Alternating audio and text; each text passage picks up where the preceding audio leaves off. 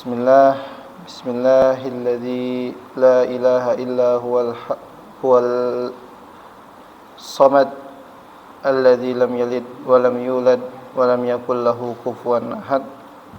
Wassalatu wassalamu ala khairil ibad Muhammadin wa ala alihi wa ashabihi ahli sadaqati wal jihad. Amma ba'd, ayyuhal ahibbah, azani Allah wa iyyakum fi hadzal waqt al-mubarak. Insyaallah sanastamir darsana, kita akan lanjutkan pelajaran kita dalam tafsir Jalalain yang ditulis oleh dua imam besar, dua imam yang sangat agung, Jalaluddin Suyuti dan Jalaluddin Al-Mahalli. Dan pada kesempatan hari kali ini kita sudah masuk kepada pembahasan Asy-Syarah, surat Asy-Syarah, Alam Nashrah Laka Sadrak. Ada ya ininya, apa namanya, tafsirnya. Tafsirnya di kertas yang berbeda dia. Baik, bismillahirrahmanirrahim. Alam nashrah laka sadrak wa wada'na anka wizrak alladhi anqadha dhahrak wa rafa'na laka dhikrak fa inna ma'al usri yusra fa idza faraghta fansab wa ila rabbika farghab. Surat Asy-Syarah ya, di Al-Qur'an disebut surat Asy-Syarah atau Al-Insyirah biasanya, atau juga di sebagian Al-Quran disebut surat Alam Nashrah, surat Alam Nashrah. Surat ini memiliki 8 ayat dan diturunkan atau termasuk surat Makkiyah, surat yang diturunkan sebelum hijrah. Surat Alam Nashrah ini adalah surat yang sangat agung ya, menggambarkan bagaimana keadaan Nabi SAW dan nikmat-nikmat yang Allah berikan kepada Nabi SAW sebelum menjadi Nabi dan setelah menjadi Nabi. Ya, Allah Subhanahu wa taala berfirman, atau qala al-musannif, di sini kita sekalian baca tafsirnya ya. Alam nashrah istifham takrir, syarahna. Ya, jadi dalam Al-Qur'an memang suka Allah bertanya sesuatu yang tidak perlu jawaban. Ya, alam nashrah laka sadrak, ya Muhammad, bukankah engkau telah aku lapangkan dadanya? Ini pertanyaan yang enggak butuh jawaban. Ya. Alam naj'al laka ainain wa lisanan wa syafatain. Ya, tentu pasti jawabannya iya, betul ya Allah, engkau telah ciptakan untuk kami mata dan 2 telinga. Nah, ini namanya istifham takriri. Untuk apa? Untuk menekankan sekali bahwasanya pertanyaan ini itu memastikan bahwasanya enggak butuh jawaban. Ya, seperti misalkan kita seorang ayah, pertanyaan bukannya kamu sayang nyekolahin. Nah, misalkan kita sudah ini, bukankah kamu sayang nyekolahin? Bukankah kamu sayang merawatnya? Nah, itu kan pertanyaan-pertanyaan yang tidak membutuhkan jawaban. Ya. Dan itu menekankan bahwasanya sayalah yang memberi kamu makan, sayalah yang mendidik kamu, sayalah menyekolahkan kamu, dan seterusnya. Seperti ini juga alam nashrah. Syarahna. Ya, maksudnya kami telah lapangkan dada kamu. Alam nashrah laka sadrak, kami telah lapangkan untukmu, laka ya Muhammad, sadraka, dada kamu, ya, bin nubuwah wa ghairiha, dengan kenabian dan selainnya. Ya, ulama banyak sekali menjelaskan tentang maksud dari syarah. Ya, alam nashrah, dilapangkan ini apa maksudnya? Sebagian ulama mengatakan dilapangkan wasa'ahu, diluaskan terhadap setiap masalah. Ketika ada masalah, dia menjadi lapang dadanya, enggak mudah emosi, nggak mudah marah, nggak mudah naik fitam dan seterusnya. Itu sebagian tafsir ulama mengatakan alam nasroh, lapangkan itu. Sebagian ulama mengatakan alam nasroh laka sodrok, mengatakan syarah di sini artinya adalah Allah sucikan hatinya. Apa Allah sucikan hatinya ini? Kembali kepada kisah di mana Nabi SAW pernah dicuci hatinya. Ya, Nabi SAW pernah dicuci hatinya. Berbeda dengan kita. Ya, kita hatinya tidak pernah dicuci. Matanya yang dicuci dan itu pun masih kotor.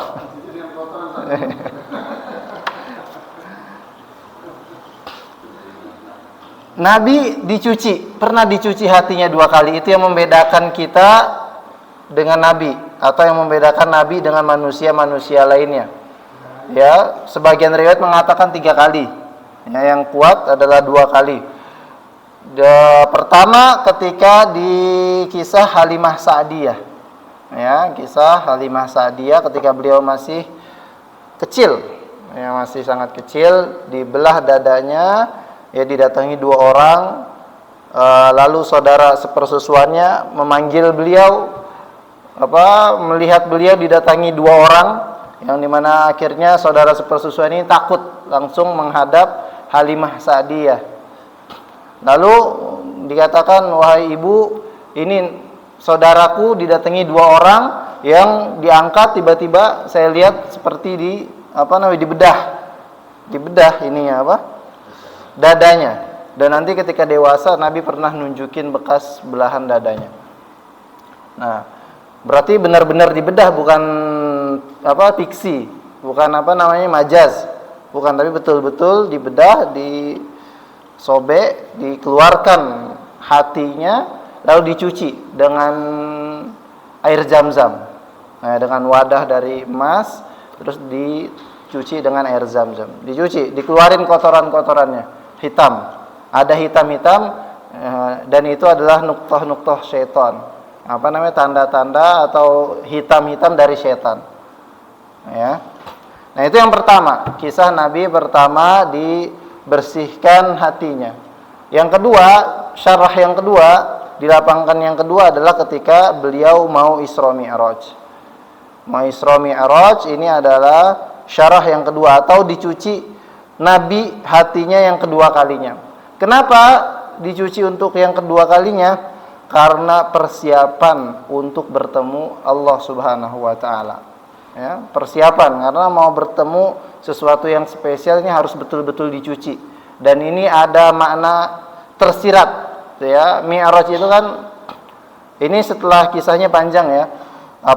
Tentang Isra Mi'raj Nabi dicuci ketika mau naik, atau dalam satu riwayat sebelum berangkat dari Mekah dengan buruk ke Masjidil Aqsa, itu dicuci dulu. Dicuci hatinya sama seperti yang pertama, datengin 2 orang, dicuci hatinya karena akan melaksanakan perkara yang agung. Lalu akhirnya Nabi berangkat dengan buruk Pegasus, ya, Pegasus bahasanya, ya, kuda, tidak sampai sebesar kuda. Dia dalam riwayat itu lebih kecil dari kuda, lebih besar dari himar, keledai, berarti bigol. Kalau bahasanya itu, bahasa Arabnya bagul. Dia lebih besar dari keledai, lebih kecil dari kuda. Nah, dan dia bersayap. Dia langkahnya setiap langkah sejauh pandangan mata. Nah, ini dinaikin.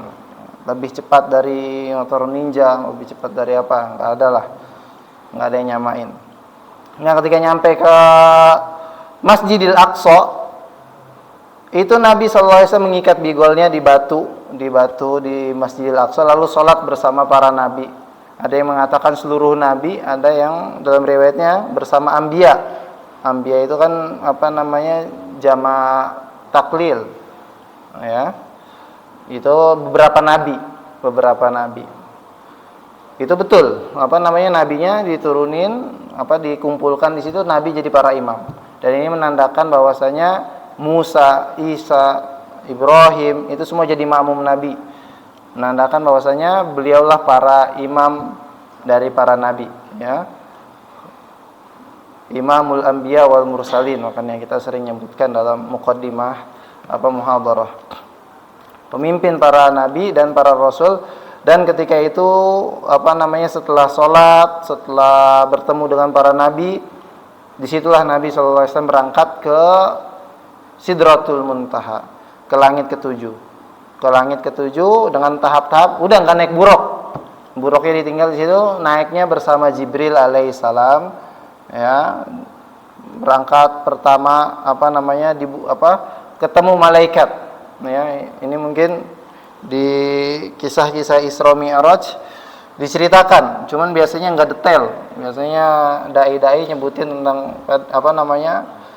cuman sekejap aja, nggak disebutin detail kisah Isra Mi'raj, ya. Ini di sini Nabi sallallahu alaihi wasallam naik ke langit pertama itu bertemu malaikat ingin membukakan pintu, lalu bertanya kepada Jibril, ya Jibril, man ma'ak, siapa yang bersamamu? Dikatakan Muhammad. Terus para malaikat bertanya, auqat uhya ilaih, apakah telah diutus kepadanya? Apakah dia telah jadi rasul? Ya, kata Jibril, ya betul, dia telah jadi rasul. Lalu setelah itu dibukakan, ya nikmar rasul, terus dipuji-puji rasul, dibukakan langit yang pertama, bertemu Nabi Adam alaihissalam, ya, Nabi Adam alaihissalam di langit yang pertama. Lalu naik yang kedua seperti itu juga kisahnya, ketemu Nabi Isa alaihissalam sama Nabi Yahya alaihissalam di langit yang kedua, sama kisahnya. Sebelum dibukakan pintu ditanya, ada malaikat yang menjaga, ditanya ini siapa? Ini Muhammad, dia telah diutus jadi rasul.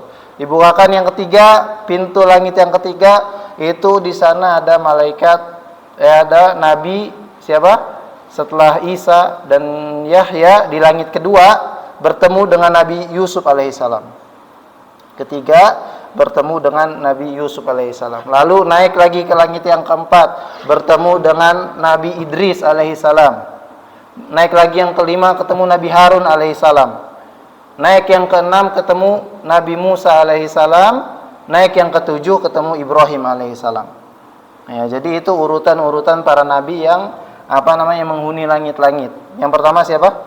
Adam alaihissalam. Yang kedua Isa sama Yahya. Yang ketiga siapa? Yusuf. Yang ketiga Idris. Yang keempat keempat Idris, kelima Harun, keenam Musa, ketujuh Ibrahim alaihissalam. Nah, nanti ketika ketemu Musa nangis. Ya, ketemu Nabi Musa nangis. Kenapa wahai Musa engkau nangis? Kata Nabi Musa, aku menangis karena aku melihat seseorang yang diutus setelahku, ya, bahasanya fata. Fata itu pemuda. Fata diutus setelahku, dia umatnya lebih banyak yang masuk surga dibandingkan umatku. Nah, jadi Nabi Musa itu kan mukjizatnya sangat banyak loh. Dari tangan yang memutih, tangan yang ngeluarin cahaya, tongkat, terus langit terbelah, terus gunung hancur pokoknya banyak mukjizat-mukjizat Musa, dan dia adalah nabi yang terbanyak umatnya. Tentu setelah Nabi Muhammad. Ya, karena saking banyak mukjizatnya, pengikutnya pun banyak dari Bani Israel. Nah, Nabi Musa sedih seperti itu. Ya. Sedihnya kenapa? Bukan karena pribadi, karena dia umat dia enggak sebanyak umat Nabi Muhammad SAW yang masuk surga. Ya, kita umat Nabi Muhammad ini setengah penghuni surga. Coba bayangin antum, kita hidup sekitar baru 1.500-an tahun setelah diutus Nabi Muhammad. Sedangkan sebelum diutus Nabi Muhammad sudah berapa ratus ribu tahun. Ya, dan umat sudah berapa banyak. Tapi yang masuk surga setengahnya itu dari kita. Ya, dari yang sebelum-sebelumnya itu dari banyak nabi cuman beberapa ratus, dikit. Ya. Nah, itu kisah Isra Mi'raj sampai bertemu Allah, diperintahkan sholat 5 waktu yang sebelumnya 50 waktu. Ya, itu kisah yang sangat panjang dan yang jarang diceritakan sama dai-dai juga biasanya di di pertemuan Isra Mi'raj itu kisah Nabi bertemu dengan para penghuni neraka, itu juga jarang dikisahkan. Gimana Nabi ketemu dengan ahli riba, ya orang-orang yang sering berkecimpung dengan riba, gimana azabnya. Ya Nabi menceritakan di situ ahli riba ini azabnya nanti dia diceburkan di kolam yang penuh darah dan nanah. Setiap mau keluar disambitin dengan batu. Sehingga tidak pernah bisa keluar dengan dengan selamat, atau tidak pernah bisa keluar dari kolam tersebut. Darah dan nanah. Nah, jadi darah penghuni neraka, nanahnya penghuni neraka dikumpulin di tempat tersebut. Antum pengen keluar, bukan antum ya. Naudzubillah. Itu ahli riba tersebut pengen keluar, tapi setiap nyampe pinggir disambit. Ada orang yang nyambit dari pinggirnya. Itu ahli riba. Terus kalau orang yang memakan harta anak yatim, Nabi juga lihat gimana siksanya. Siksanya dikasih batu bara atau sebuah batu yang panas dari neraka, disuruh makan, dipaksa makan, akhirnya dimakanlah batu tersebut, lalu keluar batu tersebut masih panas dan masih utuh. Jadi ketika melewati perutnya, kerongkongannya, ususnya hancur semua sudah. Ya, ketika keluar masih utuh dan masih panas. Masya Allah. Lalu ketemu orang-orang yang dia pezina, ya, perempuan-perempuan yang suka memasukkan ke dalam rumahnya laki-laki yang bukan mahram. Maksudnya berzina, itu siksaannya digantung, ya, di payudaranya diikat lalu disiksa dan seterusnya. Banyak kejadian-kejadian yang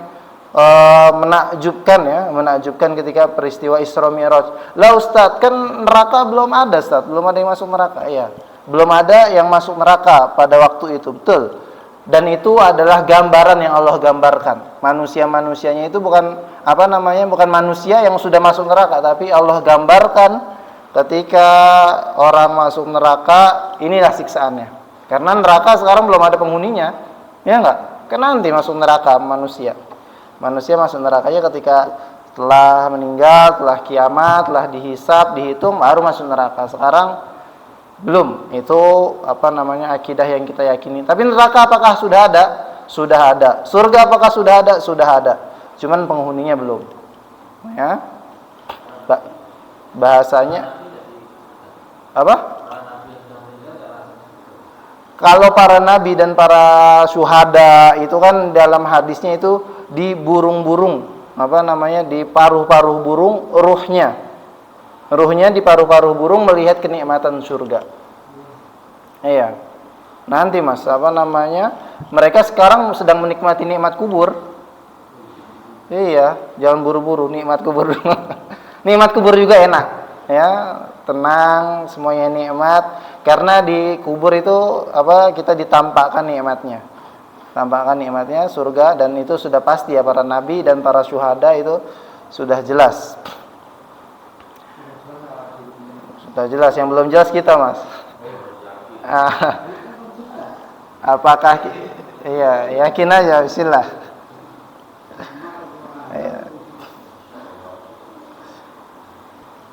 Ya, ini salah satu tafsir Asyarah. Ya, Asyarah tafsirannya adalah dicucinya hati Nabi. Ya, ada yang mengatakan 2 kali, ada yang mengatakan 3 kali. Terus wa wada'na hatatna anka wizrak. Ya, hatatna itu kami taruh. Anka wizrak, setiap beban-bebanmu. Ya, Muhammad, kami angkat atau kami hilangkan setiap beban-bebanmu. Ya, di sini banyak sekali beban-beban Nabi Muhammad SAW yang diangkat oleh Allah Subhanahu wa taala. Maksud diangkat, dihilangkan kesedihannya. Dihilangkan kesedihannya, diberikan rasa sabar, diberikan rasa qanaah. Karena musibah nikmatnya adalah di qanaah. Ya, karena sabar dan qanaah dan ridho, itu adalah wa wada'na anka wizrak. Kami angkat, kami hilangkan setiap bebanmu. Sebenarnya beban masih ada. Beban dakwah masih ada, beban ngurus istri masih ada. Tapi itu semua Allah hilangkan, Allah ringankan untuk Nabi Shallallahu Alaihi Wasallam. Ketika beliau beriman, ketika beliau berdakwah di jalan Allah Subhanahu Wa Taala. Terus alladzi anqadha dhahrak, ya. Dan Allah Subhanahu wa taala pula alladzi anqadha dhahrak, yang athqala dhahrahu, wa hadza ka qoulihi ta'ala liyaghfira lakallahu ma taqaddama min dzambik. Ya, kemudian Allah angkat, Allah selamatkan punggungnya. Ya, ini namanya majaz akli. Ya, kalau kita belajar balaghah, kenapa yang diangkat, yang diselamatkan punggungnya doang? Ya, padahal kan enggak punggungnya doang yang diselamatkan, seluruh badannya. Tapi itu majaz, disebutkan sebagian, tapi yang dimaksud seluruhnya. Ya, itu namanya majaz al-aqli. Nah, ini sering juga atau di bahasa Indonesia ada sedikit ya. Hah? Sinekdoh. Ya, sinekdoh. Apa itu? Sinekdoh ya? Majaz juga, jenis majaz juga ya. Hiperbola berlebihan, Mas. Oh ya.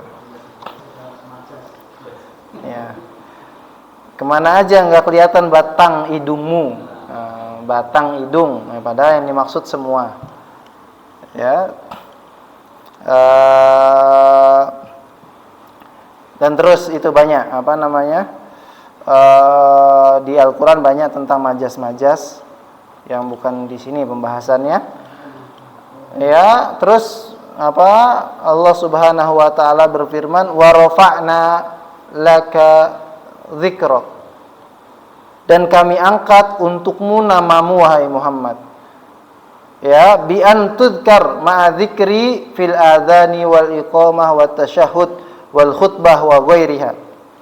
Ya. Kenapa katanya, apa maksud dari kami angkat namamu wahai Muhammad? Nah, di sini ditafsirkan oleh Imam Mahalli bahwasanya setiap penyebutan nama Allah Subhanahu wa taala tidak afdol kecuali disebutkan nama Nabi Muhammad sallallahu alaihi wasallam di adzan, di iqamat, di tasyahud ya, di tasyahud pasti enggak sah, bahkan enggak sah kalau kita enggak bersolawat sama Nabi. Adzan pun begitu, iqamat pun begitu. Enggak sah kalau enggak ada nabinya. Ya. Wal khutbah, di khutbah rukun khutbah harus ada asyhadu alla ilaha illallah wa asyhadu anna muhammadar rasulullah. Dan harus ada salawat, itu rukun khutbah. Kalau enggak ada itu enggak sah berarti. Tiba-tiba antum khutbah langsung wahai kaum muslimin. Nah, itu takilah enggak sah. Harus mukaddimah dulu. Ya. Seperti itu. Jadi penyebutan nama Muhammad sallallahu alaihi wasallam ini dari dahulu. Bahkan dikisahkan ya, kisah Nabi Adam alaihissalam berwasilah dengan nama Muhammad sallallahu alaihi wasallam itu ketika Nabi Muhammad belum diciptakan. Nabi Muhammad belum ada ya, karena baru diciptakan Nabi Adam alaihissalam. Ini disebutkan di sebagian hadis ya, tapi ulama berselisih tentang kesohihannya, mengatakan sebagian ada yang dhaif. Ya, karena Nabi Adam ketika berbuat berbuat dosa, dia berkata, ya Allah, ya Rabb, atawassal ilaika bi Muhammadin alaihi salatu wassalam. Ya. Lalu Nabi Adam berkata, wahai Allah Subhanahu wa taala, ketika berbuat dosa. Ya, ketika berbuat dosa, aku bertawassul kepadamu dengan nama Muhammad sallallahu alaihi wasallam. Ya Allah kaget, kok bisa kamu tahu Muhammad padahal Muhammad belum aku ciptakan. Ya, katanya ketika engkau menciptakanku, aku melihat di bawah arsy-Mu itu la ilaha illallah Muhammadar Rasulullah. Ya.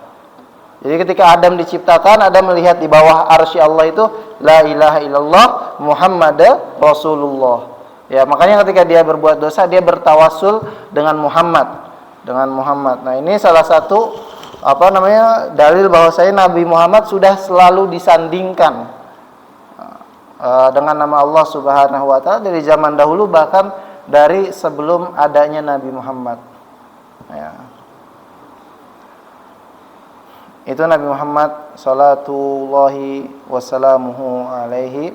Ya wa rafa'na 'alaka dzikrak, kami angkat namamu. Ya. Kenapa seperti ini? Kenapa disebutkan penyebutan dzikrak? Ya karena orang Arab dahulu suka mencela Nabi karena tidak memiliki anak laki-laki. Dan orang anak laki-laki itu perkaranya akto katanya, terputus. Ya maksudnya udah, kalau orang nggak punya anak laki-laki itu kisahnya selesai ketika dia meninggal.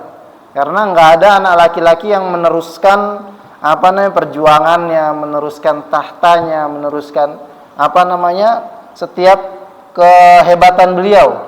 Jadi udah selesai, karena anaknya perempuan semua Nabi Muhammad. Anak laki-lakinya meninggal semua, ya, tiga-tiganya. Gimana? Ya, tafsir surat Al-Kautsar juga, ya. Nah, Nabi tiga anak laki-lakinya meninggal semua. Dan ini makanya Allah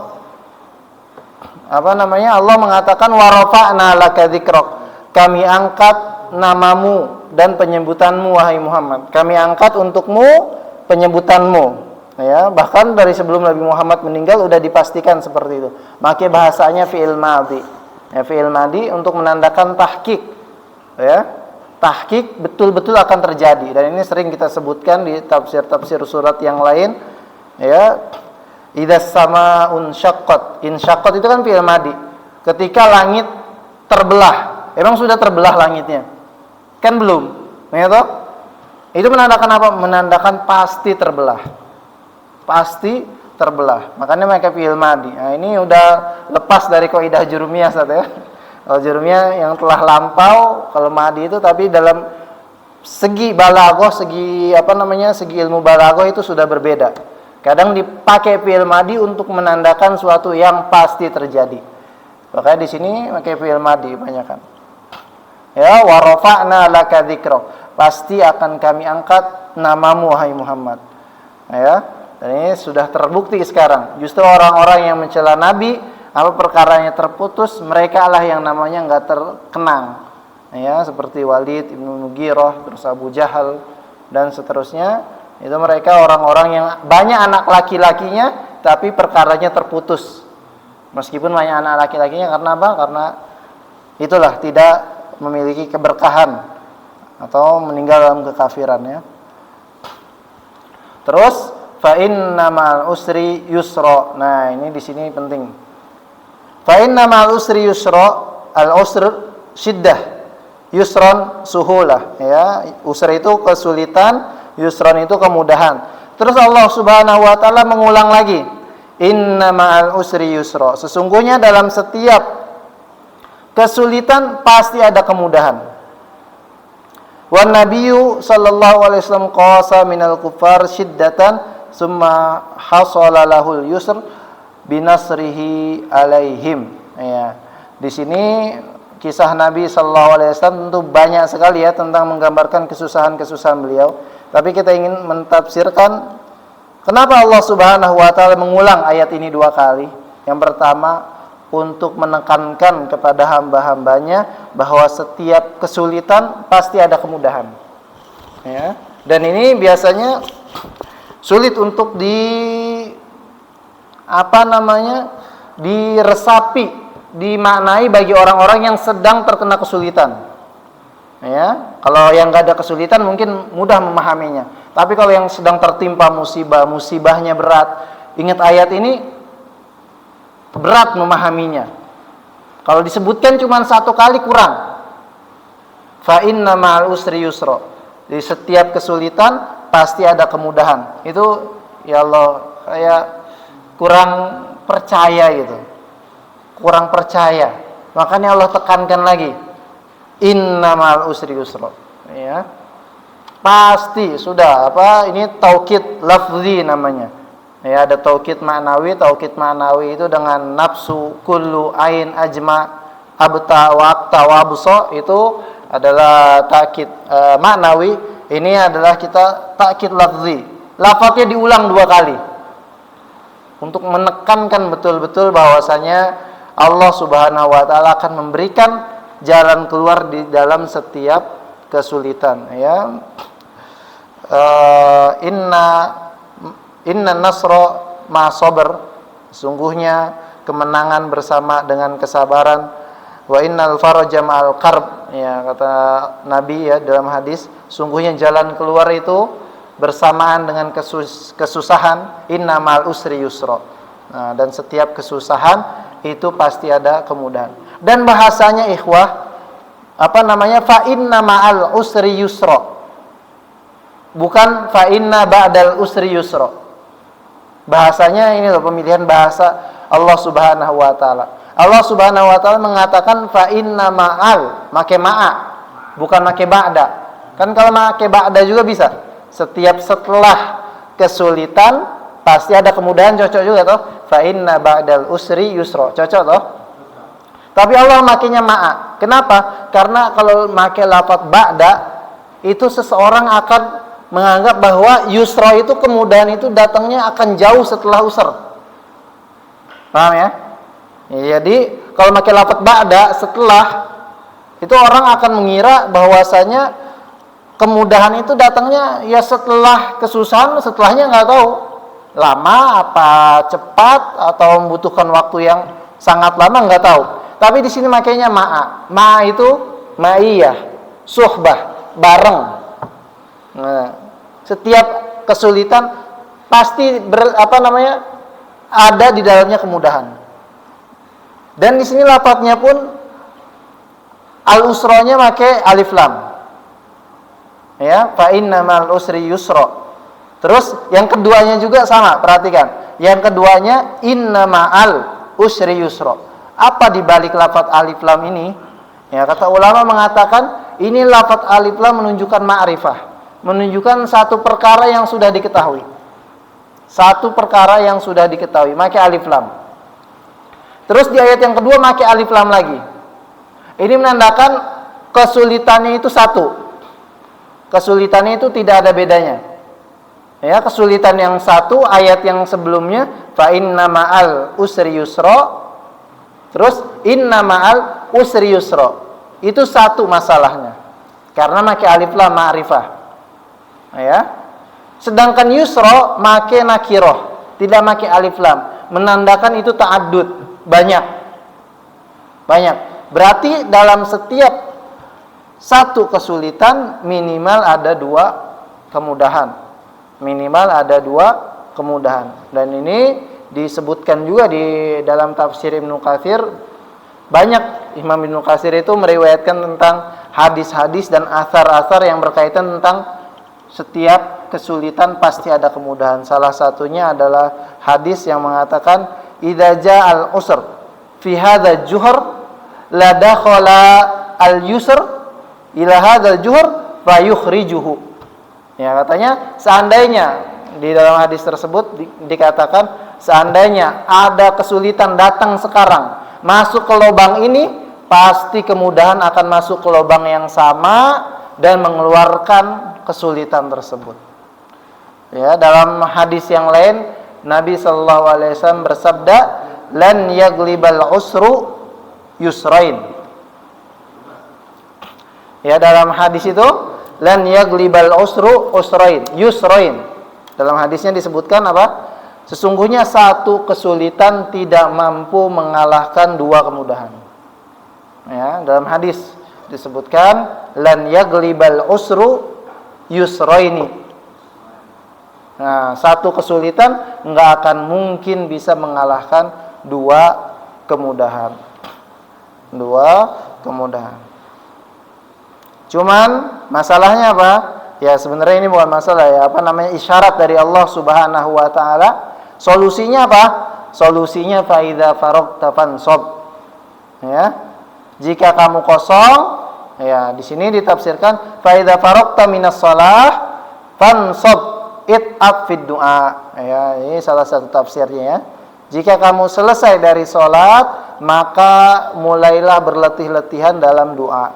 Ya, kalau ditafsirkan secara umum, jika kamu selesai dari berbagai masalah, insop, ya, mulai bergerak, mulai berusaha lagi, mulai cari-cari lagi. Ya, sebagaimana, iya, jangan selesai cari masalah. Ini sudah dipraktekkan di pondok kita. Fa idza faragta fansab. Ya. Jika selesai satu hutang, cari hutang yang lain. Usri. Oh, iya. Nah, tamam, Masya Allah. Ya. Ya, terus apa selanjutnya? Fa idza faragta fansab ini salah satu kaidah ya, salah satu kaidah hidup yang diamalkan oleh banyak orang-orang yang sukses. Fa idza faragta fansab. Ya, jika kamu selesai dari satu perkara, mulai perkara yang lain. Wa ila rabbika farghab. Nah, dan dalam setiap usaha kalian jangan pernah lupakan Allah Subhanahu wa taala. Nah, ini yang sebagian manusia betul, fa idza faragta fansab, memaksimalkan waktunya semaksimal mungkin mencari dunia, mencari akhirat, sibuk ini, sibuk itu, tapi jangan lupakan wa ila rabbika farghab. Ya, berharaplah kepada Tuhanmu. Tuhanmulah tujuannya, Tuhanmulah intinya, Tuhanmulah akhir dari segala perjalanan, akhir dari segala usaha, akhir dari segala kesulitan. Ya, fansab itu nasab itu kesulitan, kelelahan. Jadi setiap kesulitan yang kita hadapi, setiap lelah yang kita hadapi, tujuannya adalah Allah. Wa ila rabbika farghab, tadarra yakni berendah dirilah, berharaplah, berkeluh kesahlah kepada Allah Subhanahu wa taala. Itu sekian surat Asy-Syarah yang kita bisa sampaikan. Ya, masih ada waktu 10 menit atau 8 menit untuk kita bisa memejamkan mata. Naktafi bihadzal qadar. Subhanakallahumma wa bihamdika asyhadu an la ilaha illa anta astaghfiruka wa atubu ilaik. Barakallahu fiik.